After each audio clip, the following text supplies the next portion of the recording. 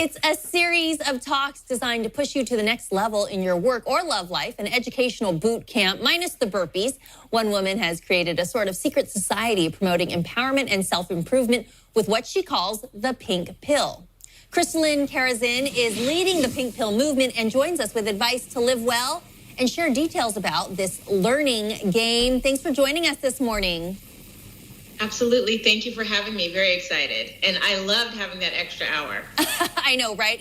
I mean, it's a little hard to adjust, but it's always nice. Yes. So first of all, tell us about the pink pill. Well, the pink pill is a series of courses specifically with the needs of Black women in mind. So I had the original pink pill that was just sort of like a self-improvement, all the secrets that maybe you didn't know, your mother didn't tell you, or you just didn't get those passed down to you, just to sort of help you level up in your personal life. But the Pink Pill for Business, which just launched, is about leveling up your business life. But I didn't forget about the youngins. There was also the Pink Pill for College, which is where it starts in the first place. We got to know all of these skills right from the beginning, because that's where the lag is. That's where a lot of the information that we don't receive that really does impact us in the long run, that's where it starts. So the pink pill, it's kind of like a code word. It's kind of like all these secrets or little known facts that can be really helpful. And you mentioned, especially for Black women, that they really need this. Why is that? Well, because it's almost like we are not let in on a secret that other people don't know. Let me give you an example. So many of us are first generation college students, first generation to be professionals in our family. And so many of us come from struggling backgrounds, lower middle class backgrounds.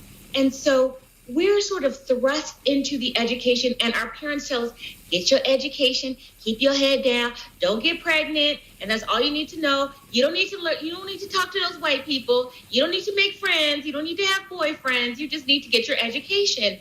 The fact of the matter is that that's only half the story. The education and the technical skills are important at the entry level, but it's really the soft skills, the networking, the communication, and the listening skills that get you further. And one thing that I noticed when I was doing my work was that when Black women seem to stall, they don't stall on the entry level or mid-level, but it's when they get to those executive positions, those higher up positions, where they seem to stall. And leanin.org study recently came out where there was this frustrated sense that Black women were having about not being able to move up. And much of it was related to the lack of networking, mentorship, and advocacy. We don't know how to do it. I didn't know how to do it. And that's the problem that I'm trying to address. So by taking the pink pill, they're going to learn some of these skills in your program. Absolutely. And so I have gone a step further. So basically, the original pink pill was all the things that I've learned throughout my life, the mistakes. I call myself the perfectly imperfect coach, because I'm not like the type of coach that comes down from Mount Olympus and says that my life is perfect and don't you want to be like me? I actually use my life experiences and my mistakes as teachable moments. But I went a step further. I said, you know what? There's a lot that I know, but there's still a lot that I don't know. So I went on to become a etiquette and business protocol consultant. So I got formally trained in that area so that I could give specific information about dining etiquette, being a good presenter, understanding how to network at events by presenting your best self. And so a lot of Black women may feel like, so are you trying to get me to be somebody that I'm not? No. What I'm trying to do is give you the education so that you can navigate, feel confident that you can navigate in these settings so that you can be your best self. So if you understand the rules of the game, then you're more confident to be yourself. I agree. I think you make a lot of valid points there. And I guess you're also saying that Black women have a tendency to self-segregate, and they don't necessarily feel confident building some of those relationships outside of their immediate community, and that can hurt them professionally. Can you talk a little bit more about that from your perspective?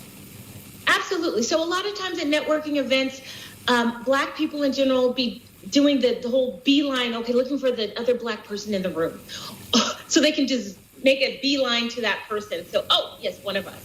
That is the biggest mistakes that we make, because we limit ourselves, because there are people at these events that can help advance us. And because we have a level of discomfort, and let's face it, there's a level of suspicion, and some of it is warranted, and some of it may just be, generational and cultural, but we tend to shy away. A lot of Black women feel like they have to apologize for being the Black person in the room. And I'm telling Black women, you do not have to walk around being the apologize. You don't apologize for how you show up, because what you bring to the table is an asset. Don't apologize for how you present yourself. You can be the distinction. And what I always tell Black women is that the world is waiting for the best version of you. So give it to them, and don't be afraid to be the distinction. Don't be afraid to be the only Black person in the room. That actually is an opportunity for you to really show yourself and make those powerful networking alliances that move you forward. Because let's be honest, people promote, people hire people they like. If they don't know you, if they don't experience you, if they don't have a rapport with you, it's not that you're not likable, it's that they don't know that you're likable. Yeah, so you have to put yourself out there. Yeah, that's a good point. And what I like about these courses that you offer, there's a social element too. So it's kind of like a support group where women who are all taking the pink pill, they can share their experience among each other. Yes, absolutely.